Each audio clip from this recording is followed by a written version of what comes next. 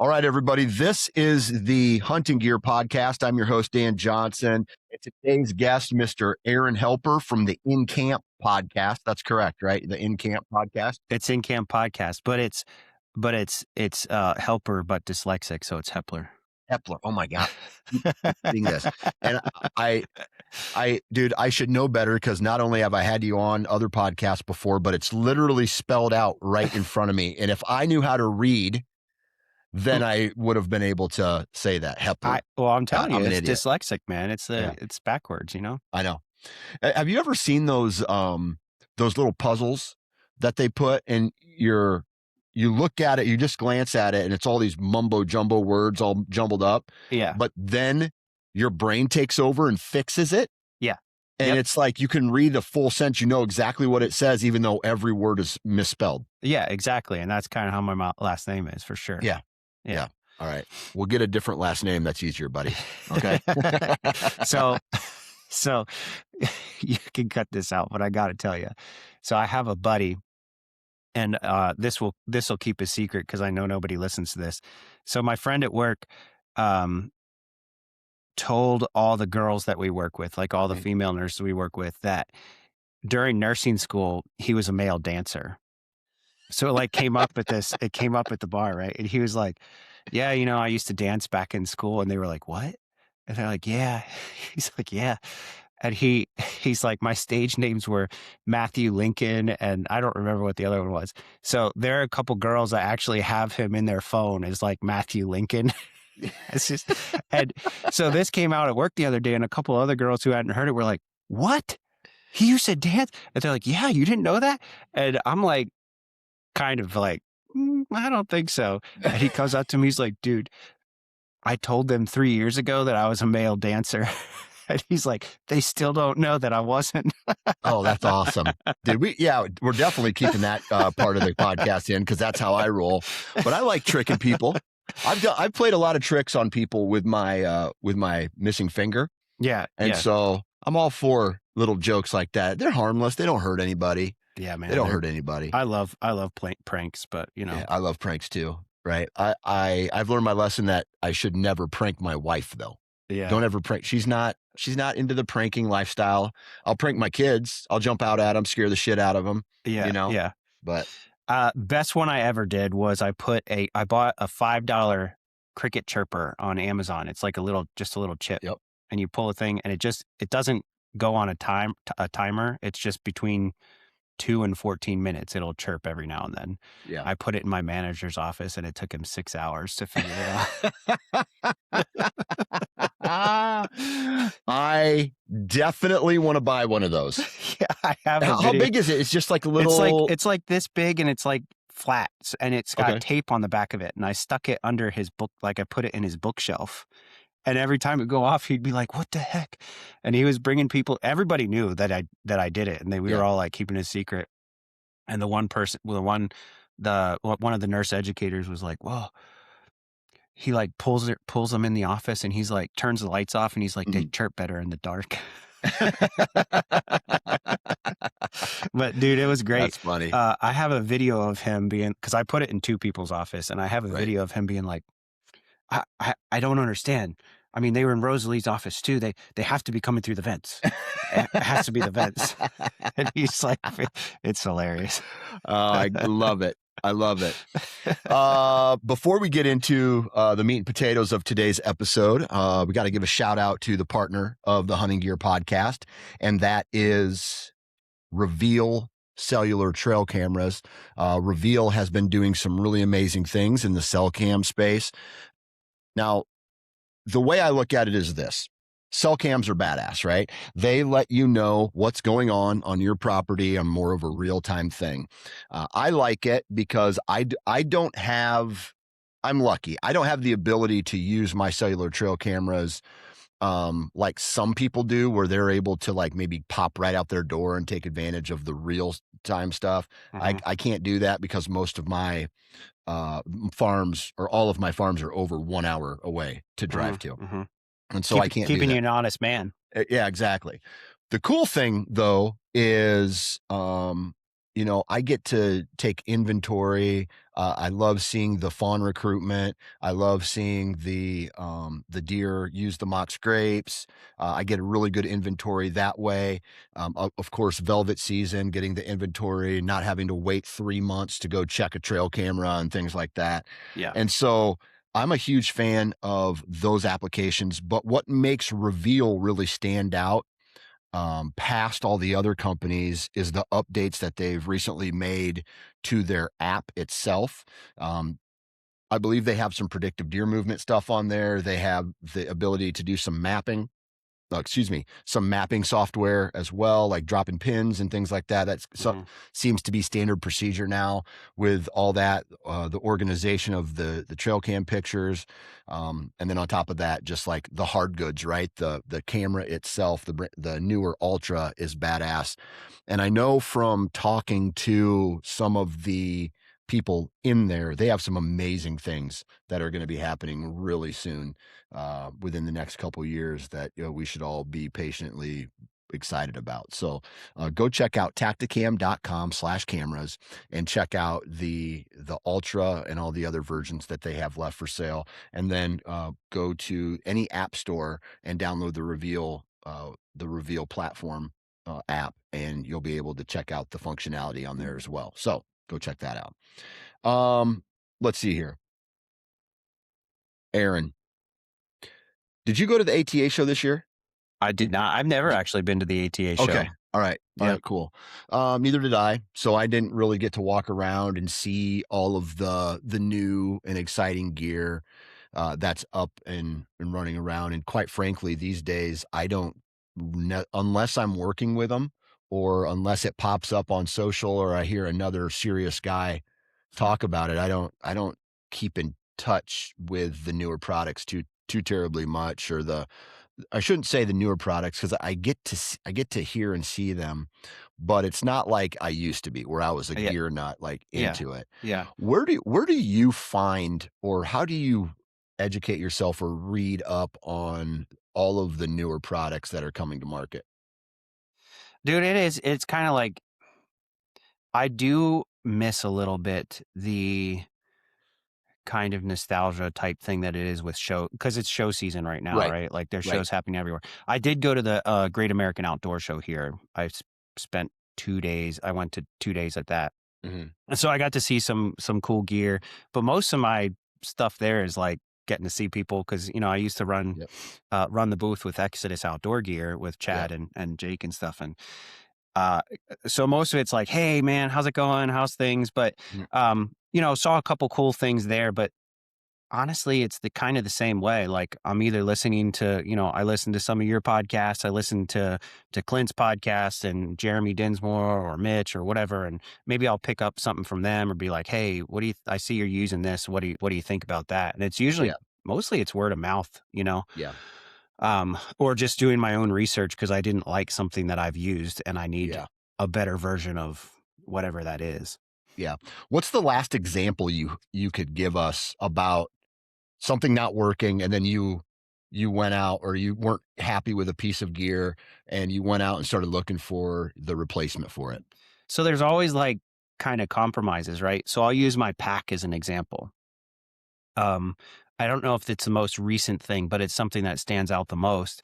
Yeah. I used I'm allowed to say products, I'm assuming, because I'm not like Yeah, you affiliated with can them, but do whatever you want. You can so say whatever you want. I used a QU Pro suspension with a 2500 or a 3500 pack. Mhm. And I love that pack. It carries so well. It's so light. It fits a lot of stuff. I'm kind of like a one in, one out type. When I'm on public Yeah. land, I'm pretty far back most of Yeah. the time.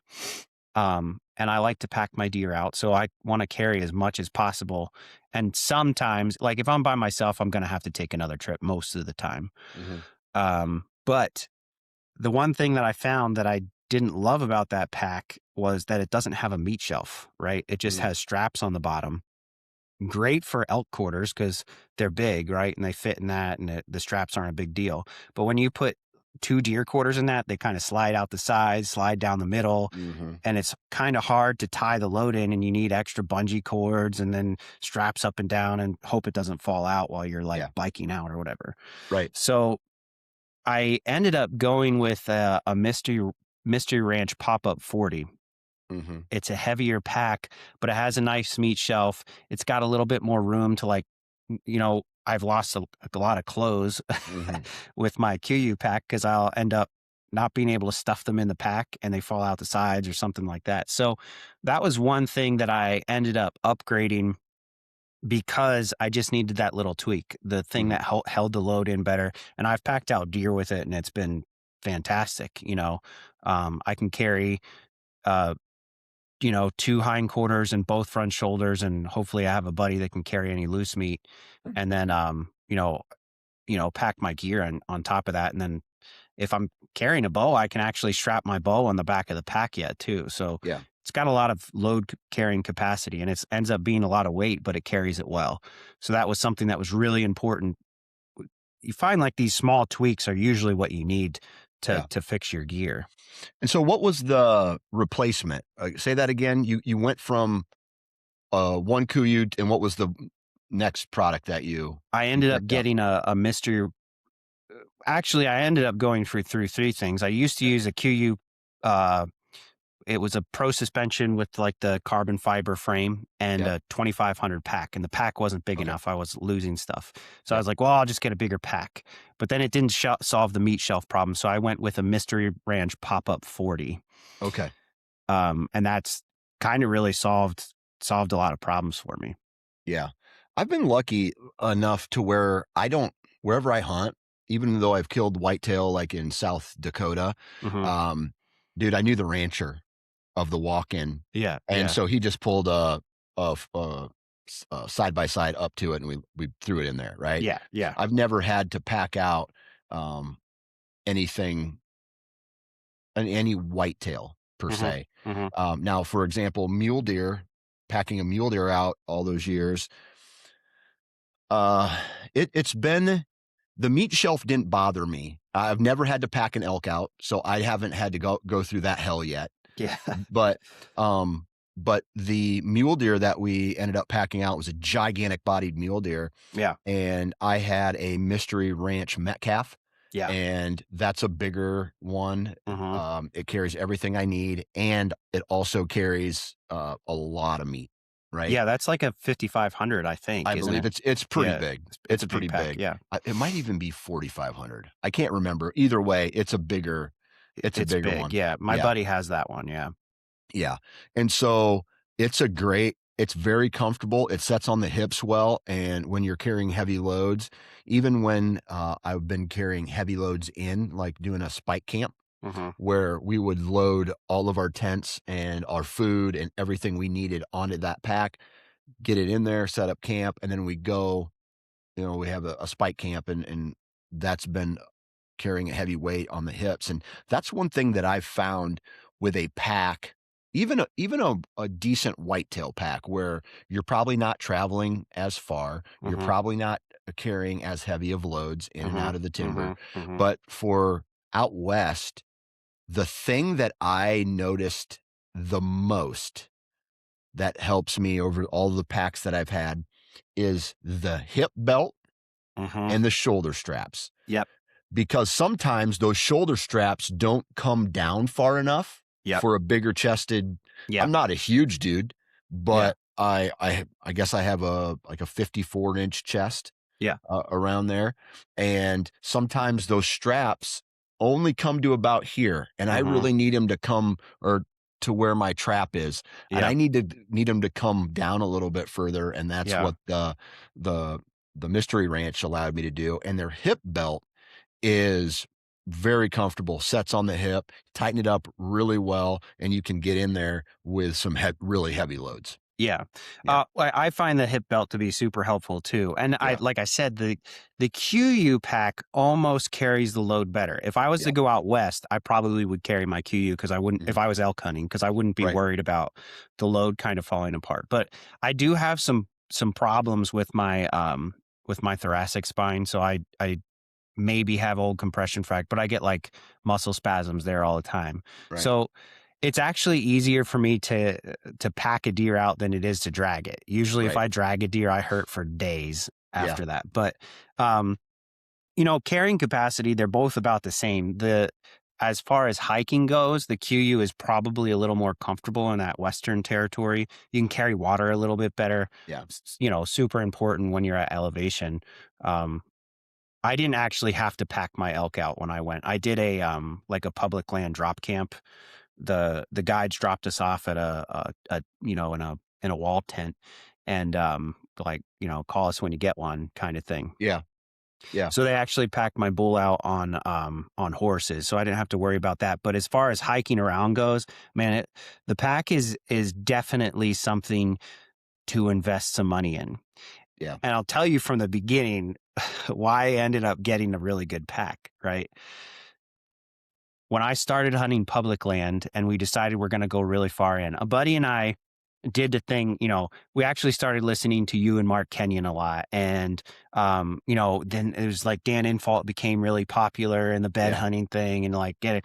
So we ended up hiking real far back in this piece, scouted an area, and we decided we're going to hunt here on the first cold front we get. So it was October 22nd, and I shot my first buck with a bow. This was in 2018. I'd been hunting like 18 years with a bow till then. Yeah. And I probably told this story to you before, but the point is I had this great idea that I was going to pack this deer out in one of those pack out vests because it was like a thing, like, oh yeah, you put the front quarters and then the back quarter, and it's basically just like an apron with a big pocket in the front, Yeah. right, and a pocket in the back. Not a good idea at all. Like it just carries a load straight on your shoulders. There's no Right. weight distribution, and we couldn't do it. Like he had an Alps metal frame. Yeah. And he's like, I'll carry the gear, you carry the deer. And I'm like, all right, we can do that. Dude, we made it 100 yards and we're like, ain't happening. Yeah. So we kind of like, there was bears around that day. We kept finding bear tracks, and I had seen a bear, and there was a couple coyotes running around. So I was like, we covered the quarters with jackets and stuff. And Yeah. when I shot it, it was like 30 degrees. And by the time we had like quartered it and stuff, it was like in the mid 50s. And we had a 3.5 mile hike. But fortunately, when I got back to the parking lot, there was a game commission officer, and he, checked our licenses, and it's like, oh, you seen anything? I'm like, nah. And he's like, well, you're missing a tag. And he's like, did you shoot one this year? And I was like, I shot a 10-pointer. And he's like, well, where is it at? I'm like, it's pretty far back there. And he's like, I'll drive you back. And I don't know if it was because he was interested or like, I need to check this deer or whatever it was. But we got to like 1.5 miles, and he's like, so somewhere around here? I'm like, no. It's like, and he's like, and then he's like, I can't believe you came all the way out here with the gear. Like, you're going to pack it out in that little orange vest, Yeah. Super nice guy. But man, we actually, I still keep in touch, and I happen to run into him in parking lots every now and then. And it's always cool to kind of catch up with him. Yeah.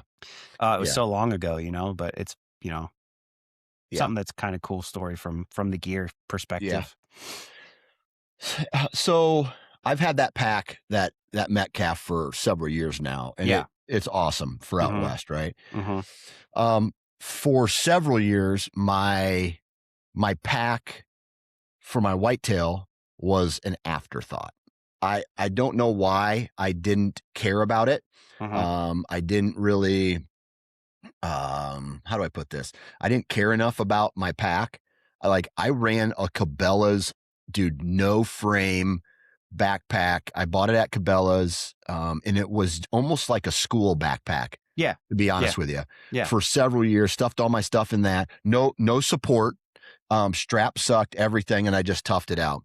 And then I ended up, I got a, what's the brand name? Huntworth backpack.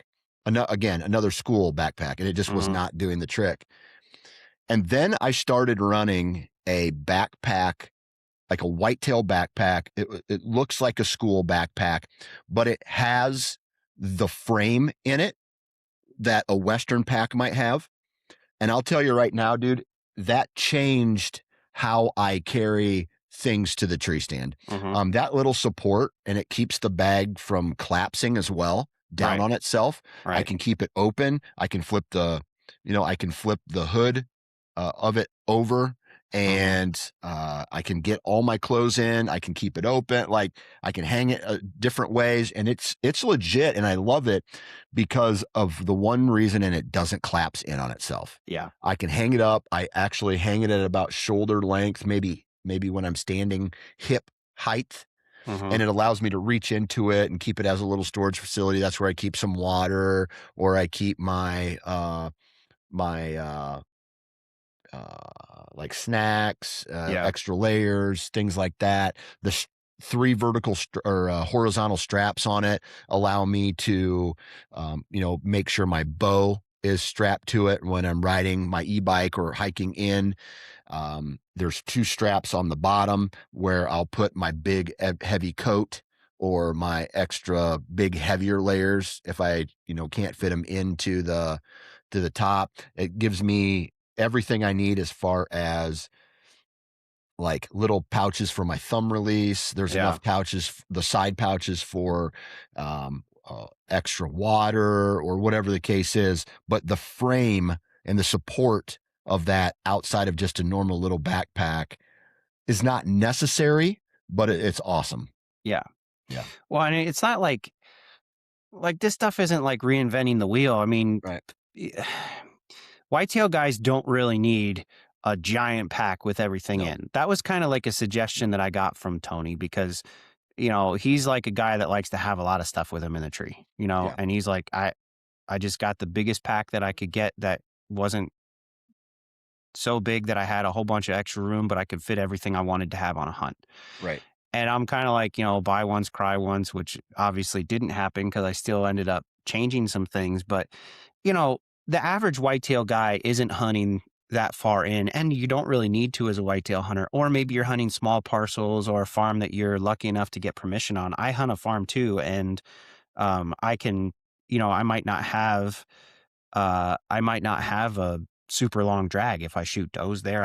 You know, pull the truck in a field that the farmer says I can and pull it to the edge of the woods and I'm good to Yeah.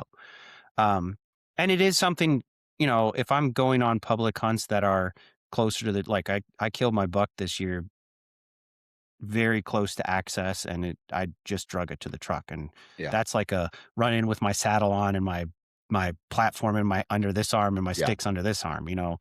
that's kind of like a good thing, mix it up a little bit so you prevent a little burnout from hiking in real far with a lot of weight. That's fine. But um, preventing the burnout moving in far Yeah. can be really helpful if you have the right gear as far as a pack goes. Hmm. Um, especially if you're somebody who likes to, adventure a little bit. Yeah. Yeah. And so the pack, I think it's crazy to say something is not necessary. It's not necessary to have the best of the best when it comes to a pack, Hmm. but also it is. Here's the other my style now. Here's my style, right? And I think a pack can be awesome if you don't run a saddle. Yeah. Um, but I run a saddle, so I have 2 pouches on the sides of my saddle, and I Hmm. I run that even though I'm going to a tree stand. So Yeah. I wear my saddle as my safety harness now. I Hmm. don't wear Hmm. safety harnesses anymore. Yeah. Same. And so I'm able to carry, like, my release in one of Hmm. those pouches, my lineman's rope in one of those pouches, and the tether itself in one of those harnesses or Yep. pockets.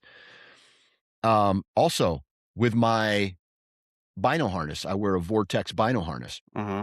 and my binos are there, my rangefinder's there. I have a Yep. little pocket for some wind detector. So a lot of the other stuff that I need, and then I connect my grunt tube to it during the rut, Hmm. and it's all right here. Yeah. So it just makes me need the pack that much. Really, the pack is for extra clothes and or a little water, Yeah.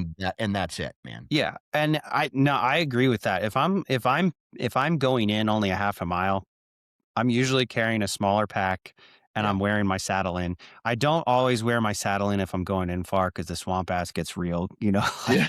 it's, it's not great, man. But, or if you're like riding a bike in and you get like, I can't ride an e-bike here on game. There's areas that we can, like Yeah. state forest, whatever. Can't ride them on game land. So I'm riding a mountain bike in. The chafing is real if you're wearing your Yep. saddle on a mountain bike. Yep. So yeah, it depends on how far I'm going in, but like half mile, that's not that far. It takes me Right. 10, 15 minutes to walk that far, unless I'm going through the woods, I slow it down to stay quiet. But Yeah. that's kind of like a go-to for me. Yeah. Um, Yeah. Pretty much always carry it if I'm rifle hunting, because I'm fortunate to know somebody that's got a Northwoods cabin now, and I spent the last 2 rifle seasons for the first couple days of our gun season hunting in the snow and kind of doing that thing. And we don't really sit, like, kind of just pick a direction and walk, Yeah. and it's fun. I killed my first PA Northwoods buck last year, and it was cool, man. It was a cool experience. He's probably I I don't know. We thought maybe he was a 3-year-old. He's not a giant rack, but man, it's heavy. Dark Yeah. antlers, and really cool experience in that kind of setting. So Yeah. That's awesome, man. That's yeah, awesome. Out of curiosity, what bino do you run a bino harness? yeah. I like the marsupial gear harness. Okay. Talk to me about what makes that one stand out for you. So I mean, that was kind of like I bought a bunch of like same thing you with whitetail packs. Like it was either like a Cabela's or some like cheap Amazon brand or something that I was Right. using, and it was like the straps never fit like right, or they loosened, and you had to be like fiddling with this or something hung off of it there. And I ended up going with marsupial pack. Clint Campbell and I were out scouting, and it always fit him so well. And he's like, "Hey, you got to try this on," And there's the word of mouth thing. Um, you can add things onto that, like the rangefinder pouch or a gun holster or whatever. Yeah. I like the flip front. It's got one of the magnetic lids, so you can flip the magnetic lid front. Um, it the adjustment straps kind of lock in, so it's pretty great. It's awesome for shed hunting. Yeah. It's real quick. I don't have my binoculars tethered to it. They do have binocular tethers, but they kind of annoy me because I always get stuck. It's an extra strap. So Right. I just able to pull my binoculars out of there, lift them up, throw them back in. And I do use I think I have what do I have in them right now? Uh I think I have 10 8x10s in there right now. Okay. At Vortex, the Razorbacks. So Right. Yeah. Yeah. but I love that bino harness. It's anything you can get that has stuff that's not flopping around and can get tangled in something. I like that a lot. Yeah. Yeah. I I use a Vortex bino harness. And really the reason I bought it or the reason I have it is because um I have like Vortex binoculars, right? Mhm, mhm, Dude, when it comes to a brand, like I like to I'm not very, how do I put this? I'm loyal when there's a product that makes me really happy, like Vortex optics, right? yeah, I love their optics. fantastic, yeah. Yeah, Wasp Archery, my favorite broadheads, period, Mhm, mhm, on the market. I've been using those for so long, and I really haven't had a time where any of those products I haven't even had a time where I've even questioned their mhm, products. You know what I mhm, mean? mhm, And so when you can run into a brand like that, I'm just extremely loyal to try their other products. When mhm, I know like some of the brands, like you mentioned the marsupial gear, I've heard really good things about that. mhm, Um, but when it comes to certain brands, I'm like, okay, well, I might as well, if their other products are that good, well, then I got to try out their other products too. yeah, You know what I yeah, mean? yeah, And so, absolutely. yeah. And so that's where I've kind of, just kind of stuck with the Vortex Bino harness. And I have two of them. And uh, the only reason I upgraded to the other one, it has a little bit more room in it Mhm, and some mhm, bigger pouches and stuff. My other one that I had, man, I beat the shit out of these things, walking, crawling, belly crawling for mule deer, climbing up and down and just like having the entire front of it. Like Mm-hmm. if you've ever done a run and gun setup, Yeah. and there's times where you got to like hug the tree and you're really just rubbing the tree on all this stuff. Mm-hmm. Dude, no issues with those things. Yeah. That's And great. that's kind of how I, like you, I really don't give, like, I don't care what the brand name is, Mm-hmm. really. The only time I care is when I know I'm not going to use that brand again. And that's usually when it fails me. Something fails Yeah. me in a time where I, like, it cost me a deer, let's say. Mm-hmm. Then Mm-hmm. I'm just going to be like, I can't take that risk again. Mm-hmm. You know what I mean? Yeah. No, I hear you, man. And that's kind of like, that's why you tweak the gear, right? Yeah. Because there was something that a mistake had to be had, or uh or your as a pack, the pack example, the quarters fell out of your pack and you had to tie it back in Yep. 5 times in a Yep. hike. Like, that's all stuff of why you upgrade or change gear. A lot of this stuff is really, really good. It Right. doesn't really, it almost doesn't matter what brand you use. And oftentimes if the brand works for you, loyalty isn't really a bad thing. Right. um Right. I don't, I like that thought. So Yeah. If you don't feel comfortable naming the actual brand, tell me the last time you had a product potentially fail on you and you like really started reconsidering even using it again. this was probably more user error. So it's probably Yeah. my biggest faux pas in the woods. Okay. Most of the time, um, the gear is like, this stuff's all they have good safety. Everything has good safety ratings because Yeah. nobody wants to get sued. Nobody wants to see anybody get hurt. Um, I, I have tethered one sticks. Yep. They're pretty sharp, right? Yep. And they have am steel, uh, ties, Hmm. ropes to put around the tree. Yep. Am steel doesn't stretch, so you kind of got to be careful on a tree using am steel. You got to make sure it's seated very well so the Yeah. bottoms don't kick out, right? Two Right. years ago, I climbed a tree that was kind of like angled on the bottom and went back up to a straight post. Yeah. When I was coming down, I had put my bottom stick below this like angle, and I couldn't get around the angle with my lineman's rope to get down. It's the last Okay. stick. You're kind of like, Yeah. whatever. So I'm Yeah. on the second to last stick, and I was like, well, I'm just gonna. So I unhooked my lineman's rope, and so there's the user error, right? And I Right. stepped on the bottom stick. The bottom stick's only really like, to the top of it's maybe 4 or 5 feet. Not really a big deal. But I had 1 foot on the second stick and 1 foot on the bottom stick. And as soon as I put a little bit of pressure on that bottom stick, the stick just went completely sideways because the am steel wasn't locked in right on near that Uh, angle. yeah. And I fell 6 feet. Fortunately, I was wearing my pack and I fell straight on my back in a pile of rocks. Oh, You know, dang. and I must have like put my right hand back into the rocks. I don't know. It happened so fast, but I remember feeling like the sharp top of the stick where my hand was. And then I Yeah. remember shoving my hand into the rocks and my hand was all tore up. Yeah. And it kind of went numb, like, but I was cold. So I'm like, oh, it's just getting the feeling back in it. And I'm like picking up all my stuff. And now there's all of a sudden there's blood all over my pack and there's blood on my bow. And I'm like, what is happening? And I Yeah. like pulled my glove back and my hand was just covered in blood. And I'm like, Oh, oh boy. man, so fortunately Yeah. I didn't get hurt, but that's kind of like a user error. But it's one thing that you kind of got to be careful with. Like I know AM steel doesn't stretch, but in the dark, I was kind of rushing and thinking like, oh, it's fine. Those are things like, Yeah. if you can't make it second nature, you maybe ought to change that tie-in rope to something that stretches a little bit, Right. or just keep in mind you got to like.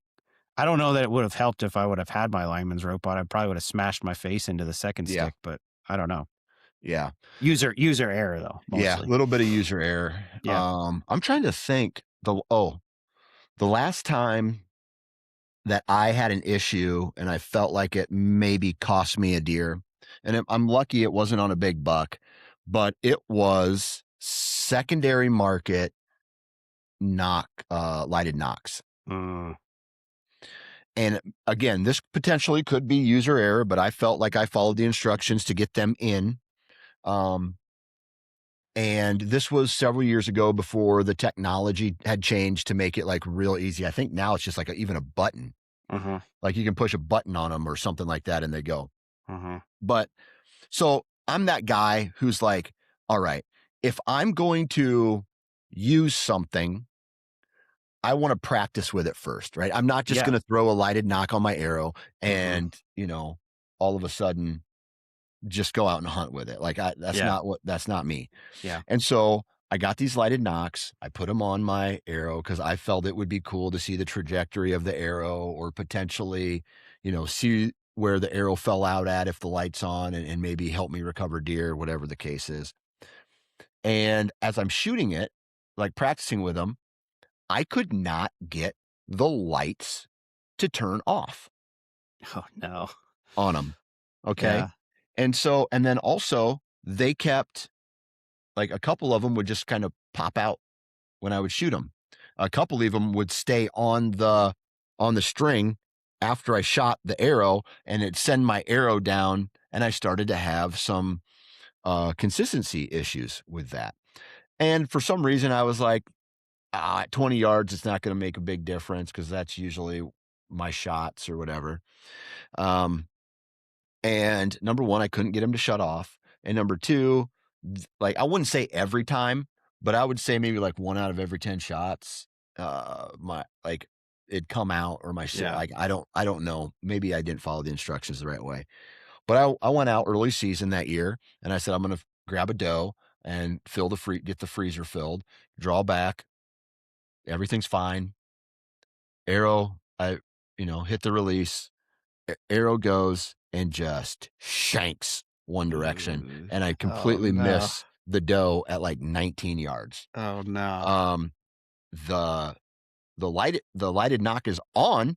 Mm-hmm. It's green, Mm-hmm. but it's still attached to my string, and my arrow didn't. So it must have like something happened there, Mm-hmm. and it just yanked out again. Yeah. And so those were supposed to be like, hey, very simple, pull them out, put them right back in, everything's good. I think on a lot of them, I even put like a dab of glue in Yeah. there to keep them tight after Yeah. they started falling off. Yeah. And so the secondary lighted knocks, I had that 1 year worth of experiences, or actually that same year I after I had those issues with the lighted knocks, I put factory knocks back in and re-sighted in my entire bow Yeah. before my November hunt. And since then, I've never used lighted knocks. Have you ever used lighted knocks? No, I ended up going, because of working with Exodus, I still have a bunch of their MMT arrows Yeah. that they used to make. And they were white knock guys. They all Mhm. liked following a white knock, so I went with their white knocks and I like them. Yeah. I've never used lighted knocks, but I like the concept of lighted knocks because Yeah. I mean, it's obviously easier to find your arrow, to track your shot, that kind of thing. But you can see a white knock pretty well. Yeah. So that's kind of my go-to there. I can tell you though, as far as like an aftermarket thing, or not really an aftermarket thing, but quality, where quality matters, is SD cards. Mm, And so the user error part of an SD card in a trail camera is, um, you get a card and you put it in multiple different kinds of cameras, right? right. That ends up glitching the card out, or they don't like, let's say, So I will say this. yeah, Did you know, and this is something that I found out, yeah, did you know that certain trail cameras in their code, once you use an SD card in their camera, you can exactly, never use it in another trail camera. exactly, because And they do that on purpose. yeah, because it writes the code a certain way, and then Mhm. like, yeah, you can use them and they'll maybe work once or twice, Right. but what usually ends up happening is that let's say you put the card into a Tasco camera and then you put the card into an Exodus camera. Mhm. Well, you'll reformat the card and I'll put it in the computer. And when I open the tabs, it's Exodus pictures, but on the thumbnails, it's all Tasco pictures Yeah. still. Even Yeah. though the card's reformatted, it's because the code has been written to it already because they use Yeah. different components, all that stuff. So it's pretty important to have maybe two cards for one camera, or like I only use this brand of camera. Mhm. Um, and the other important thing with SD cards is the writing speed. So cameras they don't write really fast like all the technology does. So anything Yeah. that's like over 120 is kind of what I've had luck with. But usually a camera that writes at 100 is pretty good Yeah. for a trail camera. So those are kind of things that and the annoying thing is my buddy and I that I hunt deer with the most, like all our trail cameras are in my garage, and Mhm. we end up reformatting all the cards and forget which card what went to. Mhm. I think 50% of our cameras this year, we ended up putting the wrong cards in and being like, it didn't take pictures Yeah. or whatever. So kind of user error on that part. But I don't think it's user error though. yeah, On sometimes it is because yeah. I've Just trust knowing me. that I shouldn't do that is Yeah, exactly. yeah. But I'll tell you this, I went from covert trail cameras at one point, and their life cycle has now expired, Yeah. right? I mean, 3 years out of those, and Yeah. I mean, and they were a decent brand. Yeah. Then I went to Exodus, Yeah. and as I was moving cards over from covert to Exodus, even reformatting them, Hmm. going over and putting it and hitting the click button, right? Yeah. The reformat button, Yeah. dude, my cards did not work. Those cards did not work. So I went out, all of that done, came home, said it was, like the SD card will give a number and it will say 0 out of 27, like 2,700 pictures available Yeah. or something like that. Yeah. I go Yeah. back a couple months later to check them, 0. Oh 0 no. pictures taken because covert's covert's coding did not allow other trail cameras to use. You had to go into a computer and Hmm. reformat the entire card, basically like delete the card back to 0 and Yeah. reformat it. And nobody's going to do that, dude. Yeah. Well, and I do that, and sometimes it still doesn't work. Like you might get it depends on the quality of the card. Like if you Yeah. buy like Walmart's brand or Mhm. whatever their brand is, and then you buy like a SanDisk or Mhm. something. Well, the SanDisk might work a couple of times over, and you might get lucky, but usually it doesn't. Mhm. Right. So that's kind of like something that you're if your goal is to like kind of figure some stuff out and you put a lot of work into cameras, Mhm. like spend the extra $7 to $14 for a second card for the camera. Cause Yeah. I mean, it really sucks to do all that work and then not have pictures because pictures are fun, Right. if you're using SD Right. card cameras. But Right. Absolutely. The but here, check this out. So reveal now the cell cams that I've started using, yeah, you don't even need an SD card anymore, yeah, right? yeah.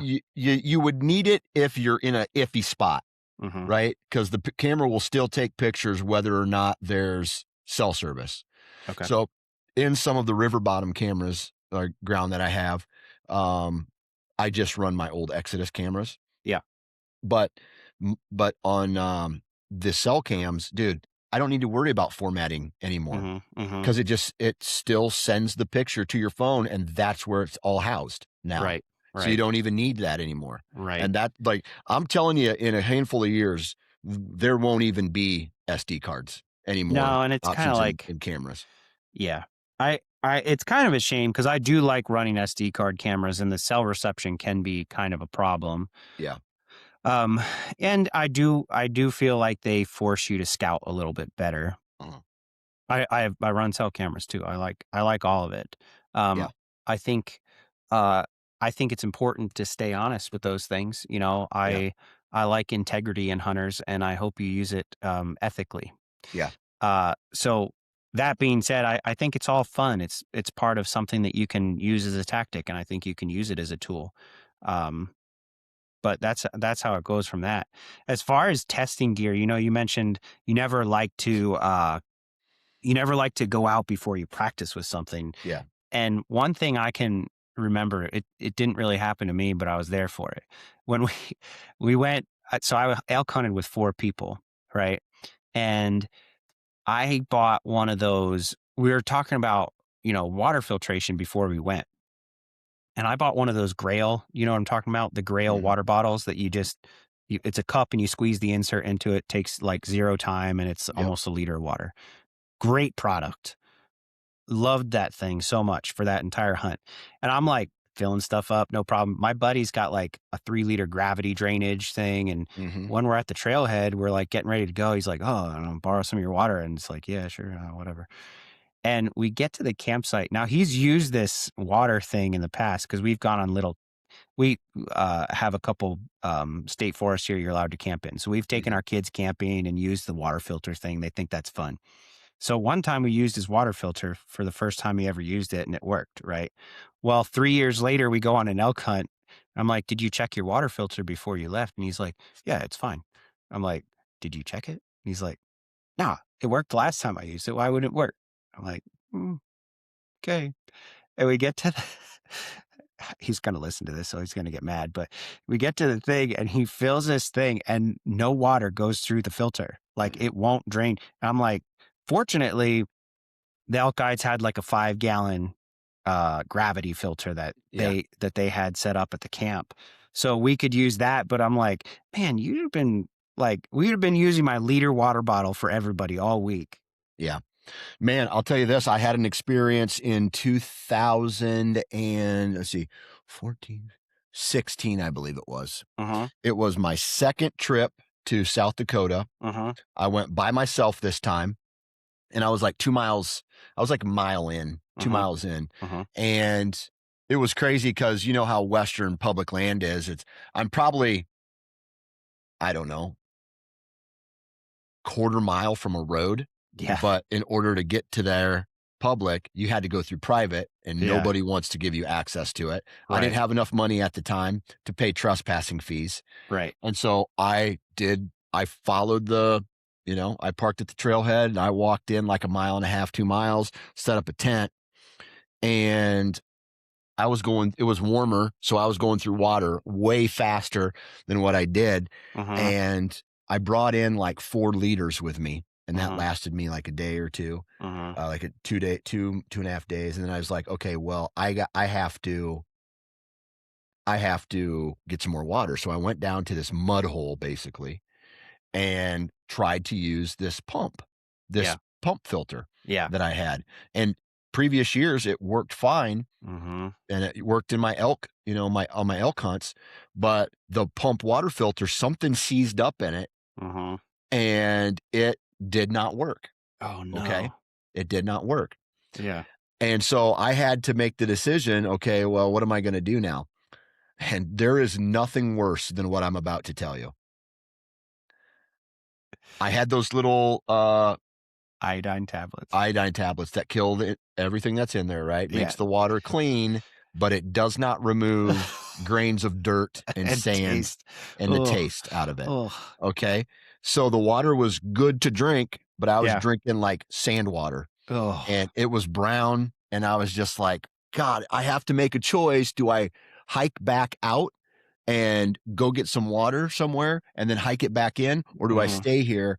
And so what I did was I used that water to cook with. I treated it while I was going out hunting, would Yeah. come back, and dude, I could remember eating my freeze-dried meals and just feeling sand in my teeth. It Oh, sucked, man. man.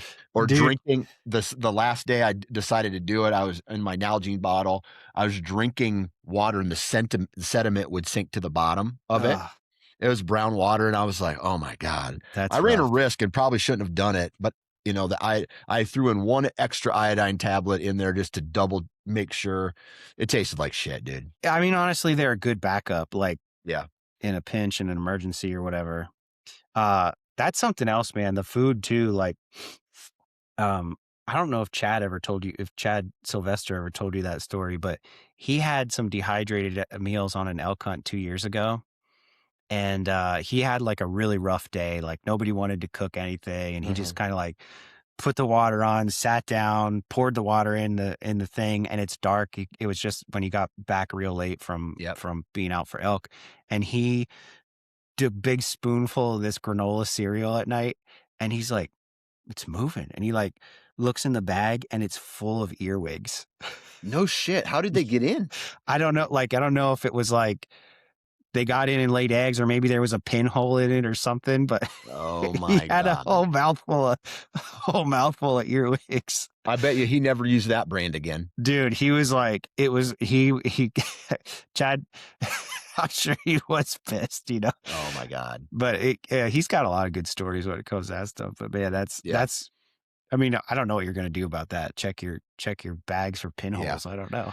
I'll tell you this, man, the price of some of those freeze-dried meals for backcountry hunts, man, you're getting up into the $20 range, right? Yeah, And yeah, it's getting expensive to the point where I used to talk shit on Mountain House, yeah, but now I'm like, Mountain House is really affordable for yeah, a backcountry meal. yeah. And um they kind of constipate me a little bit but I've figured out how to solve that problem by bringing apples with me. Mhm. And so instead of just eating freeze-dried meals, I will bring a fresh, like I will, I don't know, like I'm not as much of an ounce counter. So Mhm. I will take 5 apples with me and I'll Yeah. eat 1 apple a day. And that seems to get the juices in my body f- flowing enough to where I'm not having the constipation issues by just eating freeze-dried meals. Yeah, well, and that can be worse when you're at elevation, right? Mhm. Um, because Mhm. it's really easy to get dehydrated at 10,000 feet if you're hunting elk. Even mule Yep. deer at 3,000 feet, it starts a little bit there. Right. And that's kind of something that's pretty important to Western hunting. Like you kind of need to work your way up to drinking that much water a day. Right. But prior to the elk hunt that I went on, I was drinking like 6 to 8 liters a day. Yeah. But you have to balance that with sodium. Like, you don't want your sodium to get too low, and you can Right. dilute that pretty bad, but you do get dehydrated pretty fast, and if you're eating dehydrated meals that you're rehydrating, that's like a recipe for, uh, you know, squatting over a hole for quite a while. Oh, yeah. Yeah, I literally didn't take a poop for 5 days, and then I finally got out of elevation, went to go grab a burger at a restaurant on our way out of town, and I drank like 6 glasses of water, like Yeah, big giant things of water, yeah. and that woke something up in me, and finally, water was getting to my intestines, and dude, I had a bowel this is gross, but I had a bowel movement that felt like rocks, dude. That's how dry my body was and dehydrated it was, and so, um, but there's one brand back in the day that I used to use. I haven't used them in a while, but they're based out of Alaska. Heather's Choice, I believe, is the name of it, Uh-huh. and that was a really good. That didn't seem to block me up at all. Yeah, I mean, she does those homemade meals pretty Right. much. Yeah. Um, I think there's one thing that you have to think of with dehydrated meals too is like depending on the elevation, you're not going to have an appetite. So you got to have things Oh that you're yeah. going to like the taste of. I know some of my buddies did like salmon chowder or something. Hmm. I just couldn't get it past their mouth because they were like Yeah. tired and drained and stuff. So I think, sometimes keeping it simple is fine. Cabela's has a brand, it's Alpine, I think that brand was pretty good. They had like a good, I hate saying this, but it was a vegetable chili. Hmm. And that actually kind of helped things. But I liked some of the Peak Refuel meals. Yep. Yep. They're I'm a expensive, huge but they fan are of good. they're expensive, but they're good, right? And they're Oh, worth it. I think the what are they? The Spanish rice.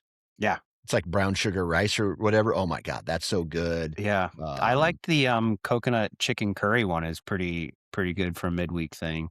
yep. They're all pretty hearty. The Chad Mendez line, Yeah. phew, like I could barely eat. I could eat like half of those. You know what I mean? Oh They're yeah. pretty heavy, but Yeah. The sweet pork rice from Peak Refuel is really good. yeah, that's a real good one. What was my other one? The sweet pork and rice, the chicken Alfredo, obviously. I don't eat breakfast usually. I didn't like the skillet one. It was too, I don't, so I took Diamox before I went too. So that does change the taste of some things. Like, And that's the anti-elevation. it's correct. Yeah. It's actually like a mild diuretic and we don't have to get into the science behind it, but yes, Yeah. it helps you acclimate faster, but it does make carbonated things taste like shit. So don't drink beer Yeah. before you go. Right. Don't drink beer before you go up the hill. And, it does make, those like honey stinger waffles? Yeah. I love those things. But Yep. with Diamox and at elevation, they are horrible. I Yeah. don't they just change the taste of it and it's just not good. So just expect like things that you might like the taste of might taste a little flat or kind of just different, Yeah. you know? Yep. If that's something you're doing. Um Yeah. It was my Absolutely. first time that high, so that's why I ended up doing that. And I did go with a pulmonologist and he was like, "You should take this." And I was like, "Okay."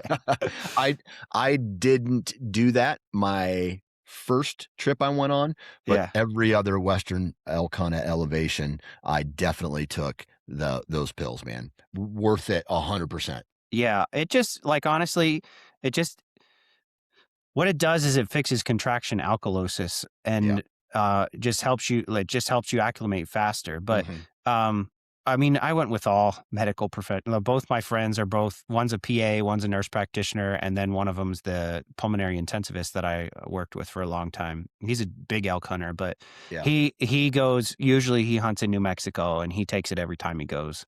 Yeah. So I because he's gone so much, I took that advice from him and I didn't regret it because man, I like it feels different at 5,000 feet. And when you get to like 9, you're kind of Mhm. starting to suck eggs a little bit, Yeah. you know? Yep. 100%. 100%. Well, I think this has been a great conversation so far. Yeah, I really appreciate you taking time out of our day. I know we could talk for hours about this kind of stuff, for sure. but Aaron Hepler, do me a favor and let everybody know where they can find the In Camp podcast at. Yeah, you can find it on Spotify and Apple. Appreciate the plug, man. Yep, absolutely. It'll be a year at the end of March for me, so I'm pretty That's awesome, excited. dude. I recorded that episode with a good mutual friend of ours, and I can't wait for it to come out. Bingo. It's a good one, and I started a little in camp swag on there, so there is some stuff. If people, there's a link in my Instagram and stuff. It's in camp _podcast on there. So Love it. Love it.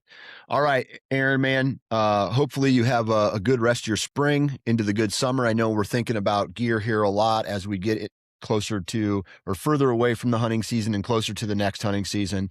So if you guys could do me a, yep. If you guys could do me a favor and go to iTunes or Spotify, wherever you download the How to Hunt, or excuse me, I gotta make sure I'm saying the right podcast. I do too many of them. The Hunting Gear Podcast. Please leave a 5-star review. The Hunting Gear Podcast can also be found on YouTube if you like watching video versions. We put it there too. Good vibes, everybody, and we'll talk to you next time. Thanks, Dan.